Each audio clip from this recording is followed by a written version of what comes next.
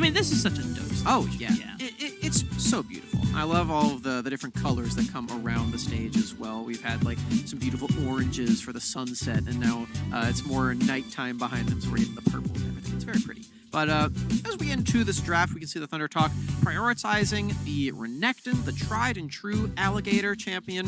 I think I called him a crocodile earlier. He's one of those. I don't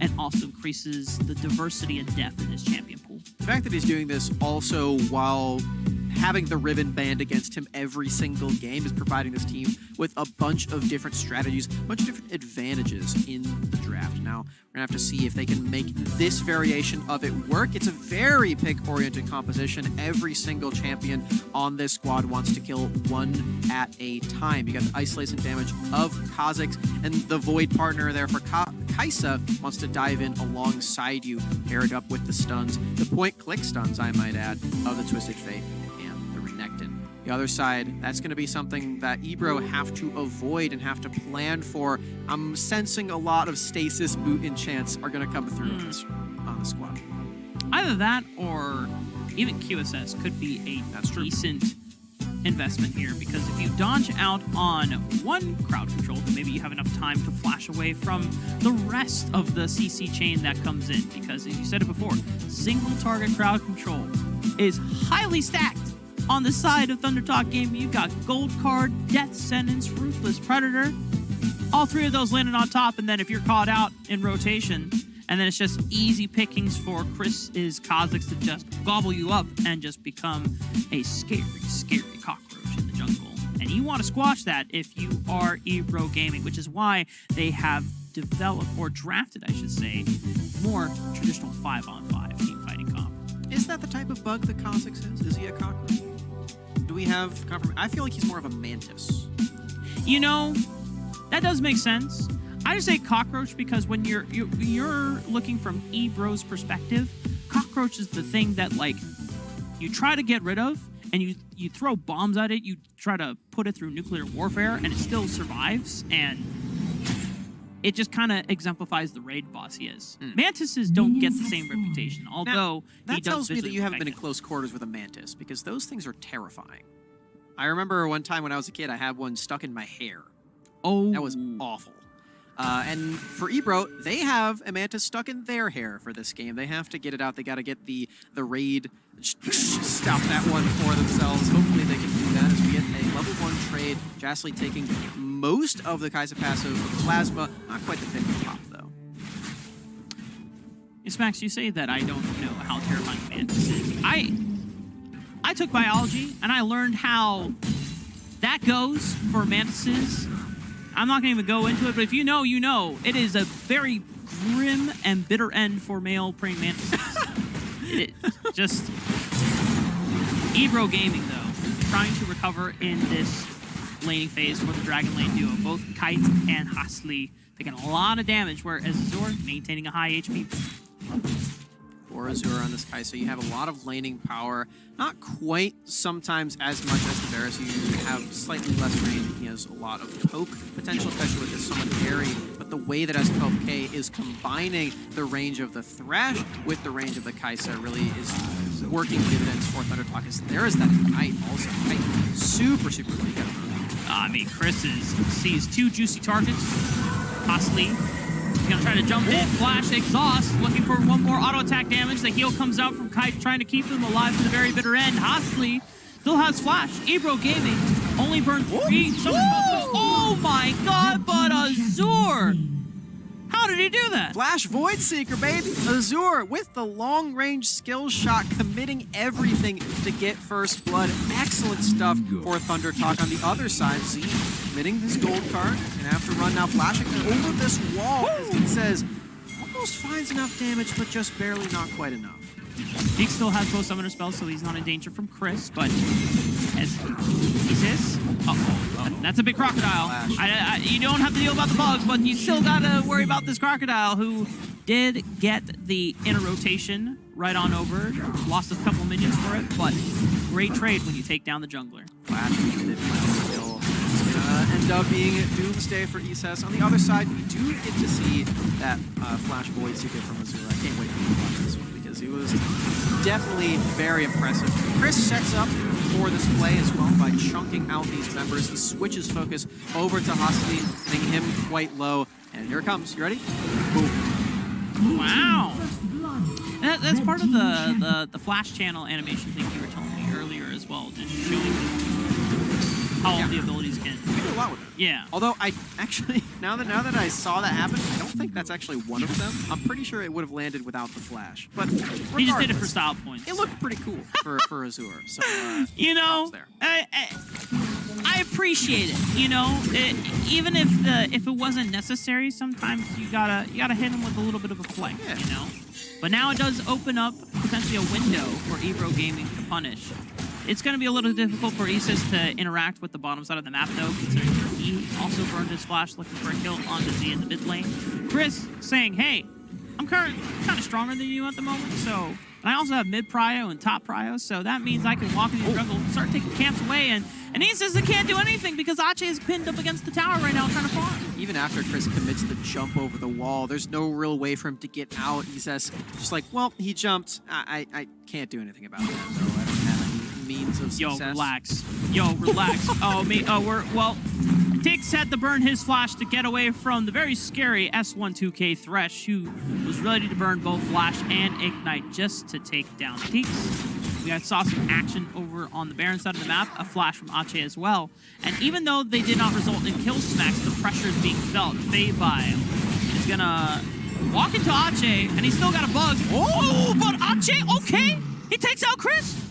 Ache, the turnaround is gigantic, and there's no threat of him getting killed anyway. So you can't just back away from this one. There's no more globals. He already popped that Destiny. He's going to be able to walk away for free. Oh, guess if it's mid, probably it's going to be too much, though. There's a dragon over to eBRO Gaming, and because ThunderTalk already lost out on their jungler going for Ache, had it not been for the miraculous turnaround and the surprise kill, that could have been a Rift Herald already picked up here, but Azure rotating on over to help Fayball. Also, Shockwave is huge though. S1 is gone. Chris can't take the Rift Herald because he needs the rest of his team to help him. Not too bad for eBRO. Headball Pulverize is a very solid and, you know, well-historied way of getting the Orianna Shockwave through onto your team. Now Hostley playing bodyguard further into the river. He's isolated. He does not want to be there any further. eBRO walk away with that kill from before, alongside some turret damage in mid lane now. I think he's going to be okay with the turret, I think. Z is just being a nuisance right now. No, this is actually Doomsday right now. Flash gold card, one more wild card, bam! That's how you do it. Yeah. Kite needed to stay under that turret. There was no way that he was going to be able to deal enough damage to him under there. He needed to wait for his team, but Kite getting antsy. He was trying to find an escape route and ended up being that the escape route leaded to death regardless. See, some honey fruit wants to stick around. You know what that was like? It's like when you're in the alleyway, you're trying to get home late at night, and then you see some shady person in the bush ready to like take your money, and you're like, okay, just take everything. But the person actually just wants to kill you straight up. He takes. Goodness. I know we got really dark right there. Pretty but grim. I mean, also, I want to question: where are you living where there are bushes and mountains?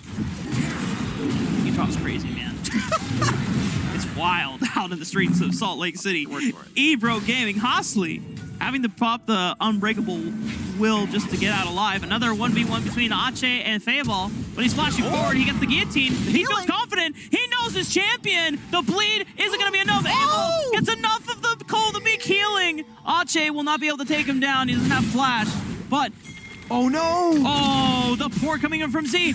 Can Hostley get in there? It's still not enough damage to take on Ache. He's still alive! Man, that was so smart from Faye by using his Call of the Meek to get the heal off of the Krugs. He knew that if that camp was up, that was his only way to survive. Now ThunderTalk in the mid lane. Hostley doesn't have Unbreakable Will, so he is more susceptible to damage. A couple more auto attacks. Azure is going to commit, and he just takes out the 1-2 with a beautiful Ecathian Rain. The Dragon Lane duo of eBRO Gaming go down in the blink of an eye. Teeks in a 1v1 against Fayball still has Shockwave, but he's running low on mana. Whereas Fayball, it's all about cooldowns, baby. It's all about Fury, so he doesn't care about burning a resource here. Gonna try to run him down, but Tiggs should have enough distance. Oh no, double slice and dice through the Scuttle Crab, and it forces the flash. Really smart maneuvers from Faye yet again. Oh my goodness, up in this top side. It is a pickoff on Azure. That's a shutdown over to Hostley. Azure, you had everything up, but you just way too far into the enemy grounds. I am definitely down for eBRO Gaming continuously looking for response plays. No matter the stakes of the game, no matter the cost, they are not going down without a fight, Smacks. They are making sure that ThunderTalk, if you want to get through this series, you're going to have to put up a better fight. A lot of damage on the team. You know, Call the Meek, red card, not red card, gold card. Getting my colors mixed up. And Teeks is getting his mixed up as well. He's on the gray screen. I did say better fight, and as soon as I said that, I felt bad because I felt like I just cast Chris Teeks. It's like, bro, why you gotta say something? Why you gotta open the mouth?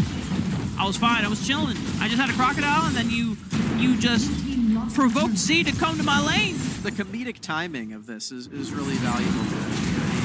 Rocket Bell in. What a death sentence. They have enough damage underneath this turret. Doesn't quite look like it, but we're seeing the mechanics on this Thresh come to fruition for S12K. Very impressive.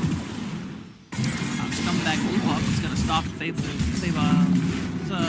Recall here. Hostley gets a knockup though onto S12K. The pump back, I don't know if what they actually want. Chris secures the dragon, getting exhausted. Hostley is one beefy cow, but they're actually going for Isis. And that's the shotgun man going down. Ebu, or I should say Azure, just using the killer instinct to run down the rest of eBRO Gaming.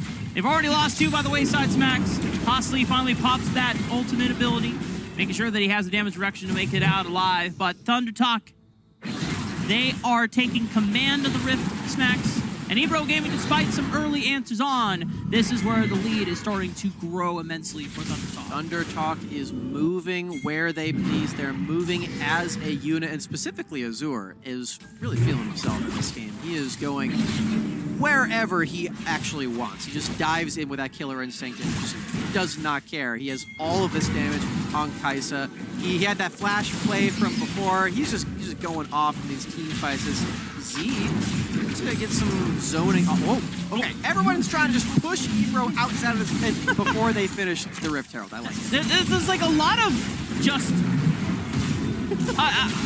what's the word for it? It's when, you know, you're getting ready for a fight, and then you have like the members like, you know, throwing insults at each other, or like, you know, screaming, or they're kind of shouting battle cries, and sometimes they make the moves. There's that one team from I don't know if it's from New Zealand or some part of that side of the globe. I think it's like Haka Dance, where they just start slapping their knees and everything. That's what ThunderTalk is doing. They're basically just like throwing out random rockets and just being like, we're not actually going for you, but we might. We just might. And what are you going to do about it? They're just playing peekaboo with eBRO right now. Just opening up their eyes. Watch out. I mean, it might just burn a flash just because eBRO Gamer, like, scared of it, right? I'd be scared.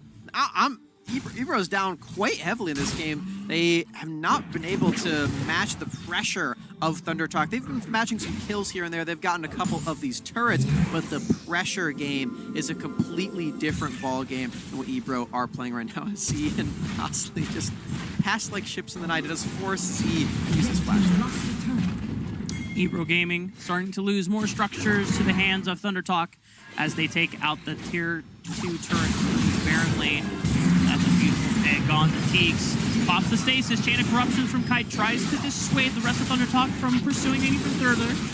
Z with the Proto Belt once again, but now Hosley tries to capitalize by looking for the headbutt, or I should say knock up there, pulverize. But the rest of ThunderTalk are able to just position beautifully. The rest of eBRO Gaming don't find any further picks from this counter engagement. And eBRO Gaming now down a few summoner spells, down a few ultimate abilities. Oh, what a stop there from S12K, the death sentence to cancel out the headbutt pulverize. Now Z in his backline, he's completely out of mana, but he doesn't need mana when he's selected the gold card. Look at Chris diving into that back. Ache is in a 1v5. He can't get the dunk down, and now Azur flashing in to secure Chris that triple kill. Chris flashing as well. Can he get the quadra? Not quite enough. He says survives. He says, get out of here. You're asking for too much. ThunderTalk already get way more than eBRO would have liked. Chris just trying to girl boss a little too close to the sun right there. A little callback to Summoner Series moments where once the jungler starts feeling themselves a little too much, you know, they're trying to push themselves to the very, very close to their limits. Chris bit off a little bit more that he could chew, gives up the death over the Isis, but the overall advantage state for ThunderTalk remains the same. Very, very much ahead right now. Z specifically is really testing his limits. He doesn't have a rapid fire cannon. He went for a hat instead. He's just going for burst on this Twisted Fate as we're getting another engage. S12K has the lantern. Doesn't hit the death sentence, but it's okay. Chris stole it! Oh! No way! eBRO Gaming, they try to get something, just anything back from ThunderTalk Gaming, but as you already called out before, Chris with the objective steal hops right back on in. S12K over the wall, just roping in Teeks with that death sentence into the flay, setting up for a full team ace from ThunderTalk Gaming. It's not going to be game over quite yet, but they are very much in the driver's seat, Smacks, and they're very much in the process of closing game 1 out. ThunderTalk Gaming is just a ruthless team, Rafa. They do not care if you are outside of that playoff contention. They are going to drive you over with the cement roller and just have a lot of fun with this game as well, Rafa. It feels a bit bad for eBRO, but you gotta respect that ThunderTalk are diving in for these assassination attempts, and they're making it look stylish. eBRO Gaming trying to hold on to the very bitter end. ThunderTalk almost, what is this? 17,000 gold ahead? Nice math. Thumbs up from me. That was great. Yeah, they're very fed at this point. ThunderTalk, they can move around and maybe take this Baron. They have a lot of pressure thanks to that mid lane inhibitor that they got before. Super Minions crawling their way up, providing that sort of sixth member to the team and making sure the eBRO have to check themselves before they dive into this fight. Rest of eBRO Gaming, a Death Sentence connects on the Ache, but it's a Proto Belt or Rocket Belt into Azure, trying to catch him out with that Apprehend. Z's. Whoa. Oh, okay. Proactive flash from Hosley. They've eliminated Z. eBRO Gaming are still down a hell of amount of gold. That is one member gone. Can they steal this Baron? They flap down. Wow! Okay! Teeks steals the Baron away from ThunderTalk. I'm not sure how much of an advantage it will gain back for them, but damn, eBRO Gaming not going down without a fight. It doesn't mean they win the game yet, but sure as hell, it looks coole. eBRO pushing into this mid lane, Rafa. Straight gone. They're still going. They're still taking structures. They're still engaging. Hosley finds the head bump, Pulverize. Still have this minion wave. Can they get another inhibitor turret? Can they keep going? It's 7 seconds. They could just get inhibitor turret. Snacks. They did it. eBRO Gaming just took up straight up 3 turrets, down 17,000 gold. However, this is a lot of a collapse. Oh, no. Z finds the Destiny on the East says S12K with the flash forward on the Death Sentence. He says trying to make his escape out, but it's the style points from Z with the Proto Belt into the wild card that catches him out. And now ThunderTalk, in the wake of eBRO Gaming making a hell of a play to unlock the base, ThunderTalk says, we'll do you one better. We're just going to end the game. Uno reverse card is in full effect for ThunderTalk if they can break through the Baron minions. With this teleport, it's looking like they're going to secure for themselves, Rafa. ThunderTalk bringing themselves to 1-0 in this series against eBRO Gaming. You know,